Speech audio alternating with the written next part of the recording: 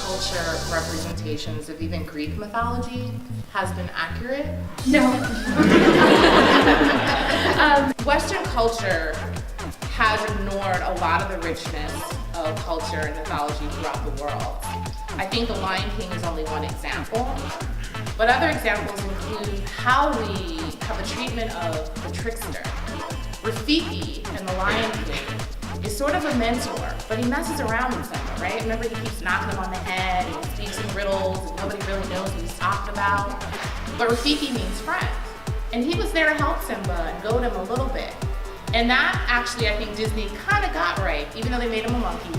But that is the role of the trickster. So the beauty of world mythology in general is that because it is based on religion, it is a mirror for what that culture used to be, which is why it's such a shame that a lot of the non-Western mythology is so hard to find, because you can tell how each society treated its women based on their mythology. Like, for instance, in Greco-Roman, the ideal example, I would say, is the story of Medusa.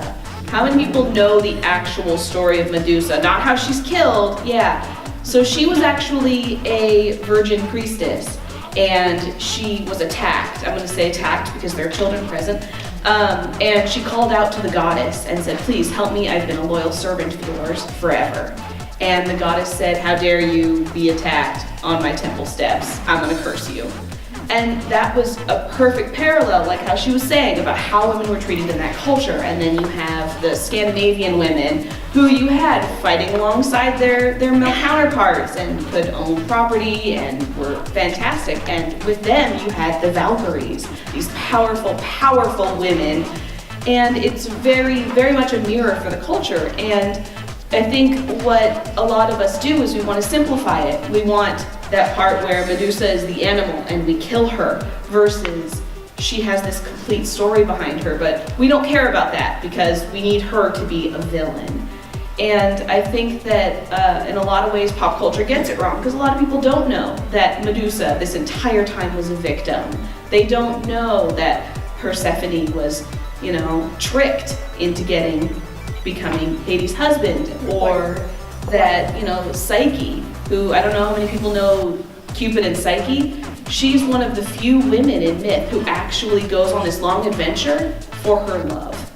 But in a way, he tricks her into that situation. And so a good example of where there are actually more women empowerment in modern culture is the new Wonder Woman. And I know that people list that example all day long, but if you think about it, sure, she's in a short skirt, and they are a little barely covered, but when you think about it, what we know about the Greco-Roman style of dress is very, very similar. And since all we have to go on are the male costumes or outfits that they would wear at the time, it's actually a perfect representation. And so I would say that's an example where we actually very warm and green. Yes, and I think that's a perfect example of how we got it right, and we're finally starting to reach out to those strong female archetypes because they worked on it. Like, what would the dress look like? What would she need to move? It's not a bra made out of leather that somehow is going to repel arrows. It's actual, armor. And so I'd say that's a perfect example of when we're finally doing it right. Hey, what's up, guys? I'm sorry if you can't hear me that well. I'm actually in the expo hall right now. It is my second day at Geek Girl Con. I just finished a panel where we talked about geek mythology. I will still film a little bit of our experience here today. I'm really excited. It was a really good panel. My thoughts on it, kind of as of right now, is that it just brought up a lot of things that I hadn't thought about before, like misrepresentation and women misrepresented in a lot of the cultures and mythologies that we learn about, and kind of how to change that and kind of directions to go to find accurate portrayals of that. So it was really interesting. I'm going to get to buying a ton more artwork and just having a good time, and I will see you guys in a bit.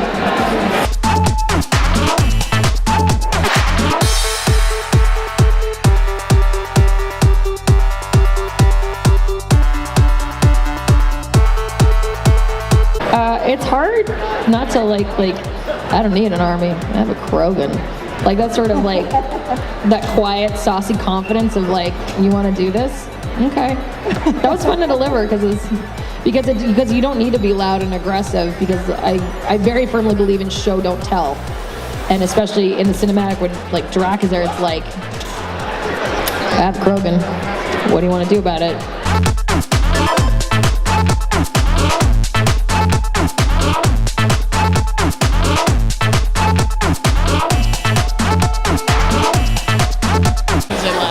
Everybody's just working together, and it's always really fun. I thought it was pretty interesting whenever D2 first came out, and there were the ways to trigger the heroic public events, which I'm sure we'll see whenever we play, and how some people didn't know how to do it at first, but like just by watching and observing all the people in the world, you really figure out like exactly what you have to do, just learning from observation.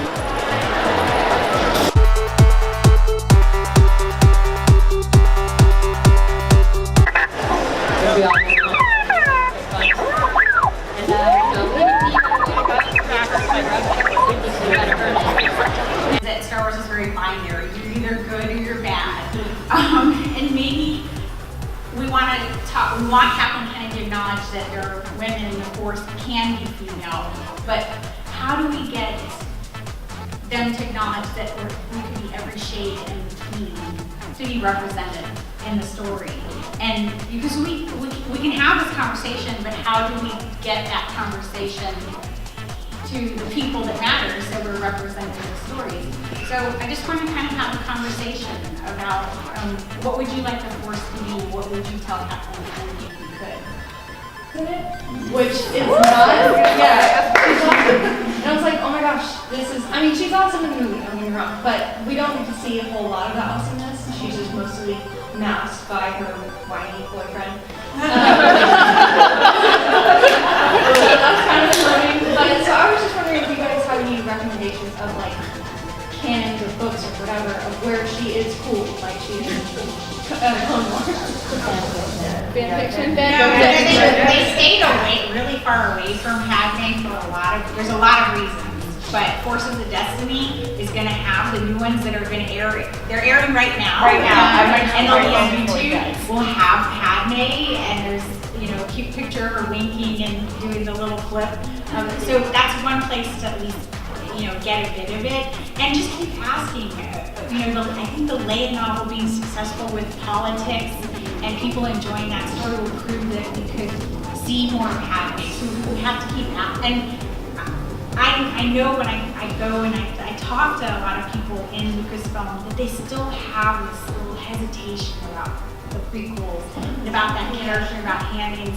So we need to let it go. Yeah. Well, we need to keep reminding them in a nice way that we want to see that. And so, just if you could use Twitter or social media and strike up nice conversations, even to talk about it. Oh wow, I watched Forces of Destiny with Padme. That was really awesome.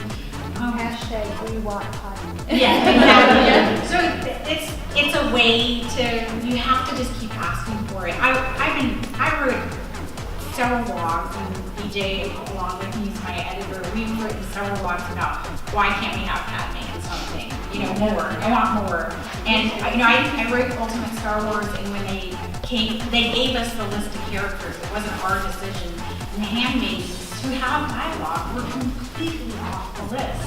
This was given by the story group that they decided, and there were little teeny characters and minuscule moments in the Clone Wars that got entries. And I'm like, but can we? And they're like, no, it's already decided. So characters that, Rose Byrne, Keira Knightley played these characters, and they weren't getting very, very much time in just talking about it. So there is some type of mental block in there. So we just have to keep that we want to see it. Thank you guys. Hey guys, so I just finished up Geek Girl Con. It was really fun. I feel really enlightened and have a lot of just a lot more knowledge about things and a lot more opinions about things. One thing that I really wanted to say, we just finished a con about, a panel about the Force is female. Episode 7 coming out, and with Rogue One coming out, I felt very well represented, and I felt really happy with that. It wasn't until that panel that I realized there's still more to do. We're not done. It's not just females, but it's LGBTQ, it's women of color and races and of all people. And so I it just got me thinking, like, there's still more to do. And even though I'm happy with it, we should never stop pushing. I know this video is probably going to get a lot of hate and a lot of controversial topics and mean comments and stuff, so if you like anything that you've seen, even if it was just someone's costume, please just give the video a like. That would really make my day and make things a lot easier. Overall, I've had a really great time at Geek Girl Con. I definitely recommend, if you ever get a chance to go to a con, go.